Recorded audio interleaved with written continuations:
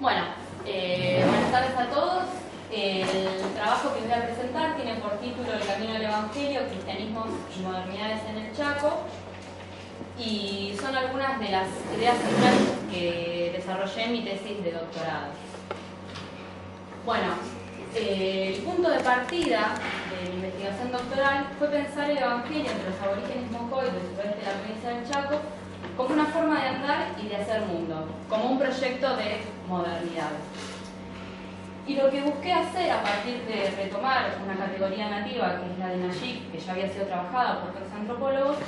construir una suerte de teoría de rango medio y construir la categoría analítica de caminos de modernidad para poder dar cuenta de la manera específica en que los mocoy se reapropiaron de los proyectos hegemónicos de modernidad y cómo fueron y cómo van construyendo sus propias alternativas. Bueno, brevemente, para los que no conocen a los mocoví o mocoy, este grupo aborigen habita en la zona sur de la región chaqueña, forma parte del grupo lingüístico Guaycurú, originalmente eran cazadores-recolectores, a la llegada de los españoles se ubicaban en las márgenes del Bermejo, actualmente podemos ubicarlos en el sur del Chaco y la provincia de Santa Fe, y según el último censo, aproximadamente hay unas 18.000 mocoy en todo el país. Desde 2009 realizó trabajo de campo entre estas comunidades, en el suroeste de la provincia del Chaco. Trabajé con comunidades rurales, urbanas y periurbanas, sobre todo en la provincia del Chaco. Y por otro lado, no solo trabajé con las comunidades mocoy, sino también con misioneros menonitas, tanto los misioneros que estaban en el Chaco como también en Estados Unidos. Y también, junto con Alejandro, hicimos un importante trabajo de archivo de la iglesia, que está ubicado en Flores, y también trabajamos con archivos de la iglesia en la sede central que queda en Goyen. Es ahí, perdón, de...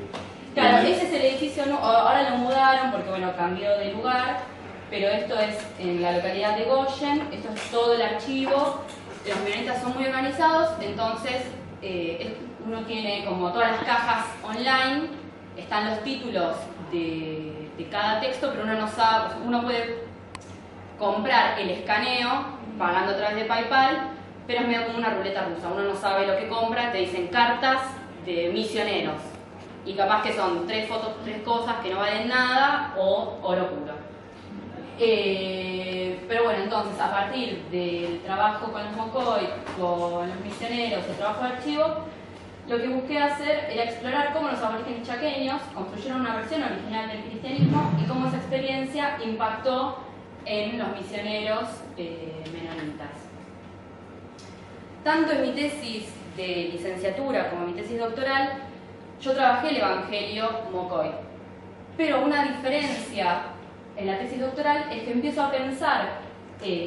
la situación del Evangelio en relación a la modernidad. ¿Y cuáles son las reflexiones que llevan adelante los propios mocoví sobre la modernidad? Reflexión que es una preocupación histórica para ellos que viene desde,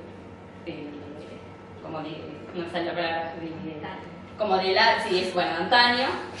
donde los mocoí van a estar reflexionando sobre el poder, sobre la modernidad y qué es ser mocoy y qué es ser aborigen en el mundo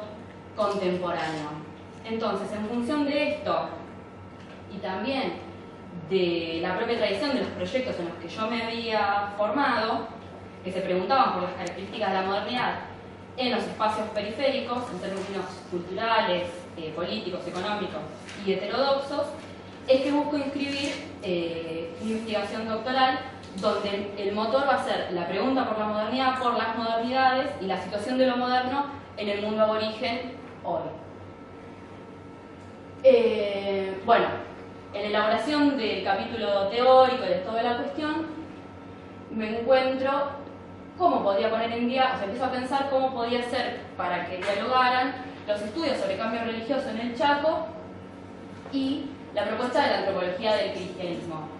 donde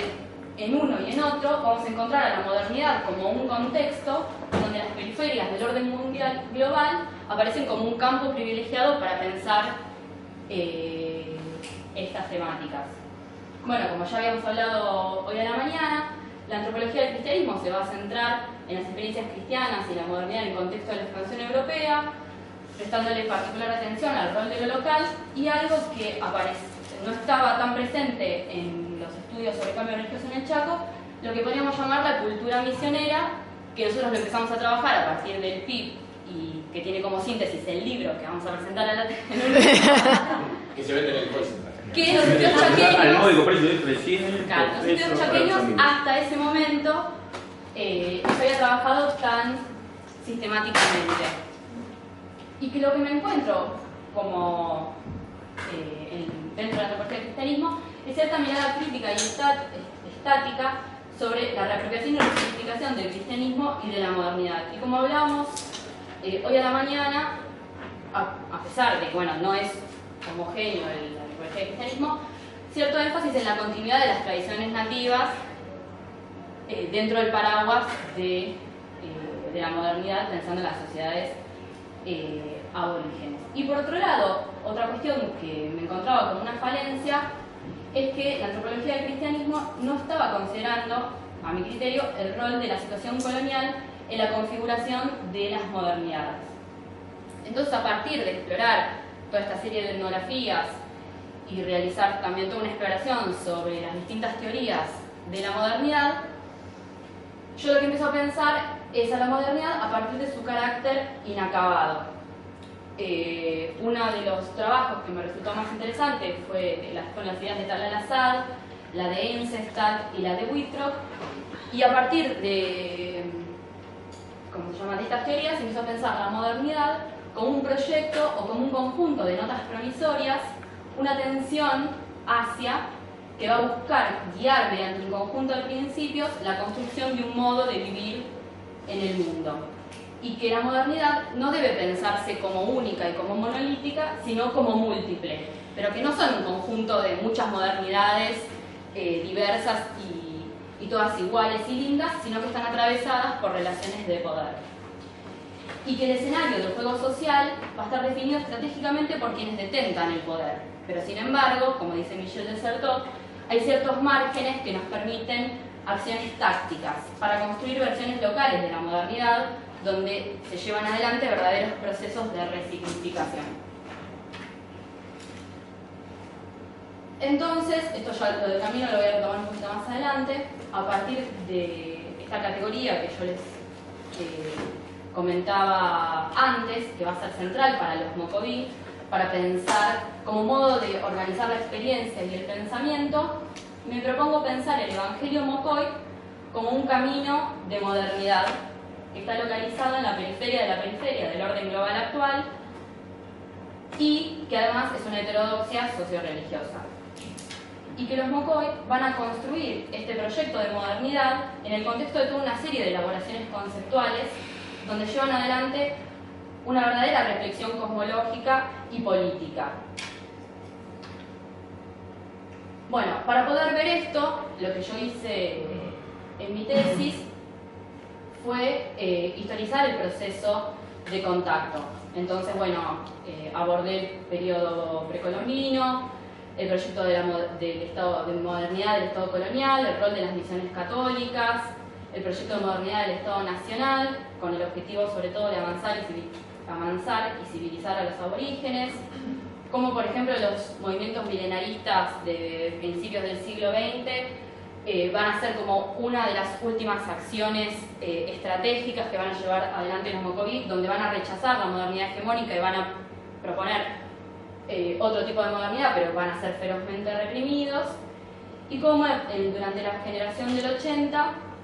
con esta idea de abrir a la inmigración anglosajona para que llegara un cristianismo más racional y acorde a lo que entendían que eran los tiempos modernos de ese momento, es que va a haber una apertura a los emprendimientos protestantes y va a llegar al país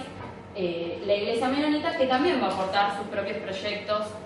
de modernidad. Los menonitas se van a establecer en 1917, van a llevar a cabo una serie se van a fundar misiones en la provincia de Buenos Aires y para el año 1944 van a establecer su primer misión en el Chaco.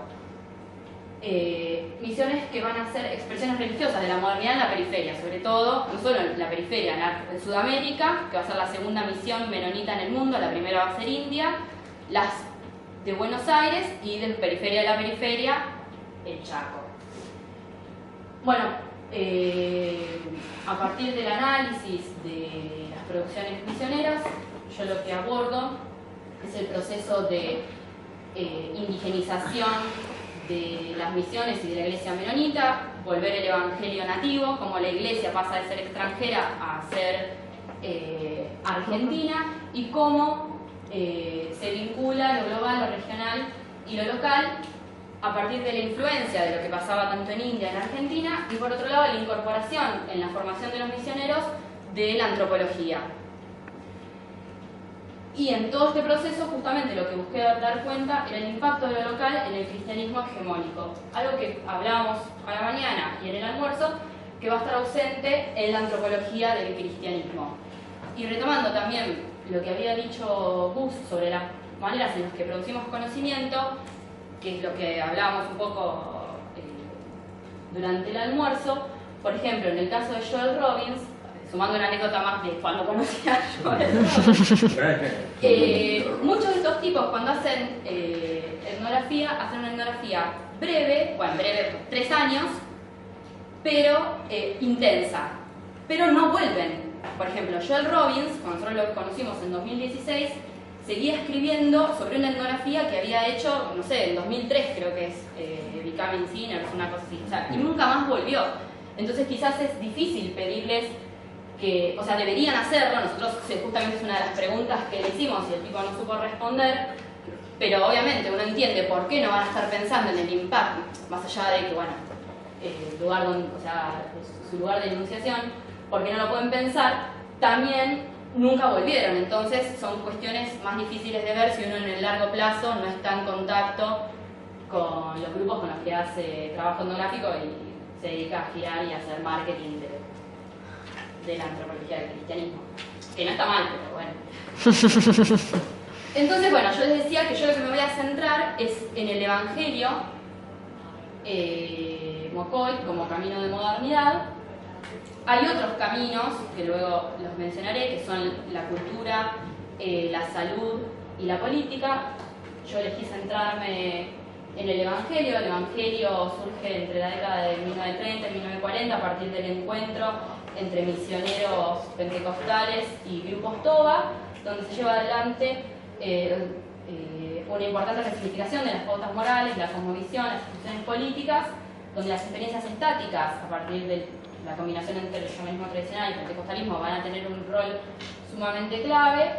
y el Evangelio se va a presentar como una fuente de recursos novedoso y como una posibilidad de acceso a nuevos liderazgos. Y en el caso de los Mocoy, el Evangelio, ellos van a atravesar diversos procesos de misionalización. En el caso de las comunidades del suroeste, primero van a tener una presencia adventista que va a estar muy acotada a una familia específica. Es importante no solo la acción misionera, sino también que los Mocoy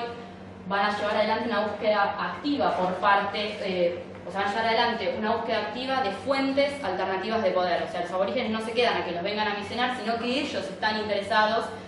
en acceder a distintas fuentes de poder. Y luego va a ser muy importante la acción misionera de creyentes com que van a llegar a las comunidades,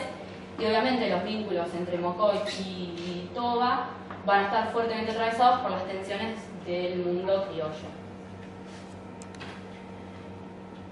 Entonces, como les decía, a partir de los debates teóricos, yo lo que empiezo a hacer es a reflexionar sobre los antecedentes previos que habían abordado categorías nativas, sobre todo las etnografías de Cristina Dazo y de Alejandro López para el caso de los Mocoví, y ver el rol que le habían otorgado a la categoría nativa de camino o Nayik como una categoría que no solo busca dar cuenta en términos descriptivos de lo que es un camino que conecta lo conocido con lo desconocido, lo humano con lo no humano, sino como un modo de organizar la experiencia vital y el pensamiento que implica recorrerlo, no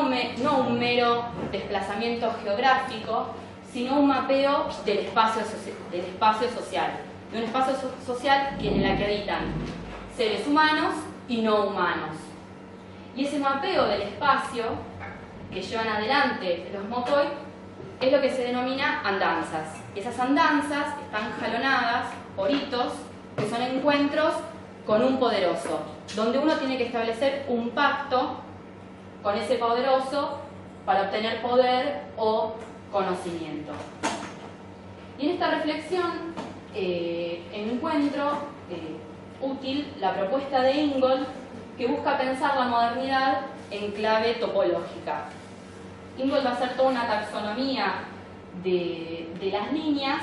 y va a caracterizar a la modernidad como lo que podría ser una línea recta, donde lo importante es la ruta que conecta distintos puntos que serían metas. Pero que lo no moderno, en oposición a lo moderno, serían las sendas, es decir, las líneas curvas, donde lo que importa es el deambular, el recorrido, porque es el recorrido el que hace mundo. Y para Ingold, lo no moderno es característico de lo no occidental. Sin embargo, yo lo que me encuentro es que las reapropiaciones locales de la modernidad hegemónica que hacen los Mokoi puede ser una reelaboración de la noción de senda. O sea, el deambular Mokoi es ser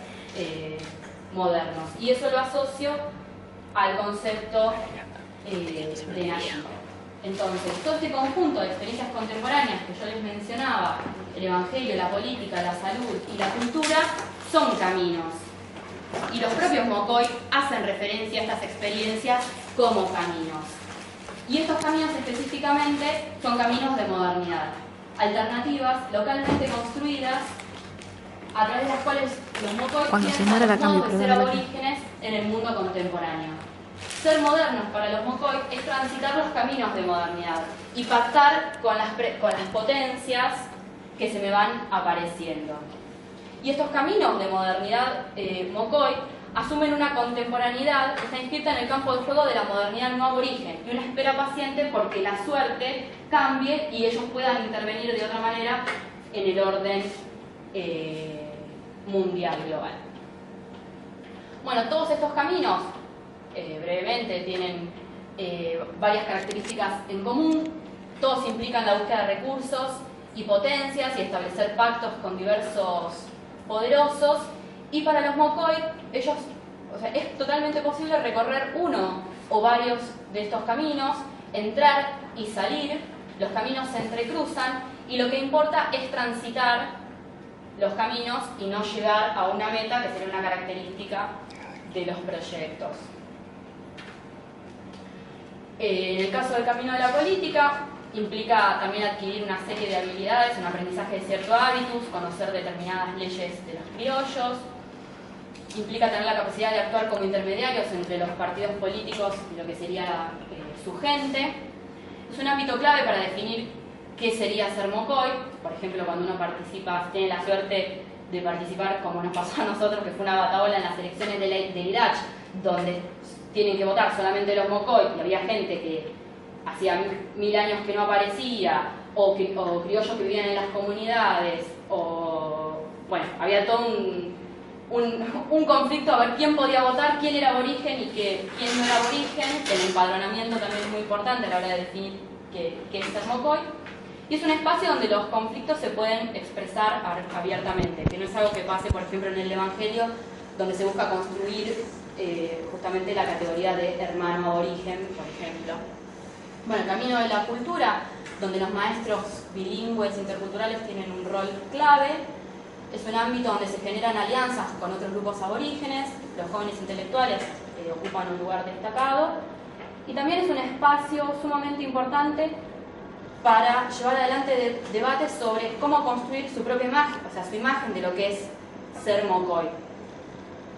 Desde, por ejemplo, la elaboración de una bandera, el rol en distintos actos escolares, Nosotros participamos, ahora estuvimos hace un mes, y creo que cada un mes o cada 2 meses se juntan varios maestros de distintas comunidades Mocoy para pensar cómo llamar nuevas palabras. Por ejemplo, el celular. Cómo llamar el celular en Mocoy y establecer criterios para después divulgarlos. Y bueno, el celular en Mocoy lo vamos a decir de tal manera. O si son maestros, cómo vamos a llamar cartulina, cómo vamos a decir que es un afiche. Y obviamente también hablar de cosmología y cosmovisión Mocoy. Bueno, el camino a la salud, que es el camino que en este momento estoy explorando, donde el rol clave de los agentes sanitarios, que ocupan el último eslabón en el sistema de salud, su rol como intermediarios entre las comunidades y los saberes médicos criollos, cómo la actividad últimamente comenzó a profesionalizarse y aparece como una nueva salida laboral, y después, por otro lado, como último camino, el camino del Evangelio. Este es el camino en el que yo decidí centrarme, más allá de mi interés personal, porque me parecía que era el más relevante. No solo por la gran cantidad de aborígenes que son evangelios, sino porque el Evangelio permite un gran margen de agencia, un importante acceso a recursos y también una gran autonomía frente al Estado. Bueno, el espacio del Evangelio permite nuevos pactos con nuevos poderosos y es un espacio clave para construir relaciones autónomas con las verdaderas fuentes del poder blanco. Estas cuestiones pueden verse en las estructuras sociales de las comunidades, en las texturas de la vida cotidiana y en la gestión de los vínculos con lo luminoso, que son las cuestiones específicas que exploré en mi tesis. Lo que busqué justamente era tratar de correrme de los espacios más explorados del Evangelio, como el culto, y indagar cómo el Evangelio le daba textura a la vida cotidiana y cómo la vida cotidiana texturaba el Evangelio a partir de hacer una etnografía de estas actividades diarias, como por ejemplo mirar televisión, cocinar. No están prestando atención, van con la mamá, pero juegan, como que nunca había prestado atención a eso, y sin embargo, en el patio, fuera de la mirada de los adultos, había 3 chicos que estaban jugando al culto, hacían imposición de manos, el otro se caía, o sea, uno decía que hacía como el pastor, gritaba suelta, suelta, lo agarraban y el otro